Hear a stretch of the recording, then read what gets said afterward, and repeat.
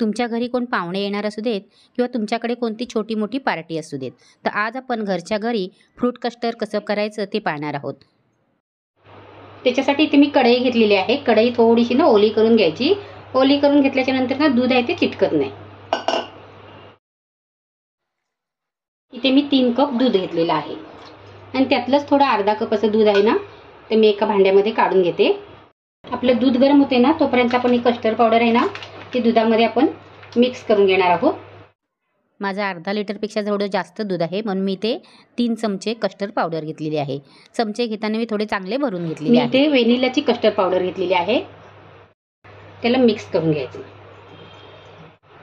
ते ना पावडर खाली जाऊन बसते. चांगली एकजीव करून घ्यायची, गुठली ठेवायची नाहीये. हिला अशी मिक्स करून साईडला ठेवून द्यायची. अधूनमधून आपल्याला दूध आहे ना ते मिक्स करायचंय. त्याच्यामध्ये पाव कप आणि 1-2 चमचे आपण साखर घालणार आहोत. साखरेचं प्रमाण तुमच्या आवडीप्रमाणे तुम्ही कमी जास्त करू शकता. साखर चांगली विरघळेपर्यंत दूध आहे ते गरम करून घ्यायचंय. माझं गरम केलेलंच दूध होतं. तुमचं जर गरम केलेलं दूध नसेल ना तर चांगलं दूध आहे ते थोडंसं कडकडीत असं गरम करून घ्यायचं. त्याला चांगली उकळी आलेली आहे. गॅस आहे ना तो बारीक करायचा. ही मिक्स केलेली कस्टर्ड पावडर आहे ना ती आपल्याला याच्यामध्ये ओतायची आहे. एकदम मिक्स करून घ्यायची, कारण ती खाली जाऊन बसते ना म्हणून. आणि अशी ओतायची आणि मिक्स करायची. आणि ओतल्याच्या नंतर त्याला ना मिक्स करत राहायचं सतत. बघू शकता तुम्ही आपलं हळूहळू दूध आहे ना ते कसं घट्ट होत चाललेलं आहे. याला घट्ट होईपर्यंत एक 5 ते 6 मिनिटं शिजवून घ्यायचे. मिक्स करताना ना त्याला तळापासून असं मिक्स करायचं, नाही तर तळाला ना ते जाऊन चिटकतं असं. हे साईडचं आहे ना ते पण काढायचं. त्याच्या पण गुठल्या होतात, पण ते मोडतात नंतर मिक्स केल्याच्या नंतर. असं सारखं मिक्स केलं ना की त्या मोडून जातात.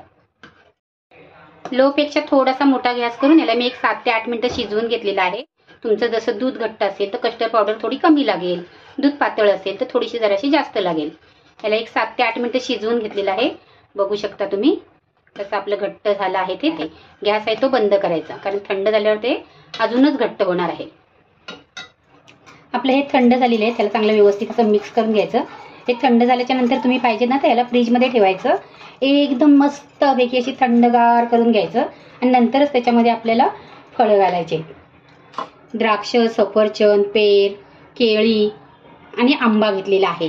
तुम्ही कोणती तुम्हाला आवडतात ना ती तुम्ही फळं घेतलीत ना तरी चालेल. किवी, चिकू, पपई अशी तुम्ही कोणती पण फळं घेऊ शकता.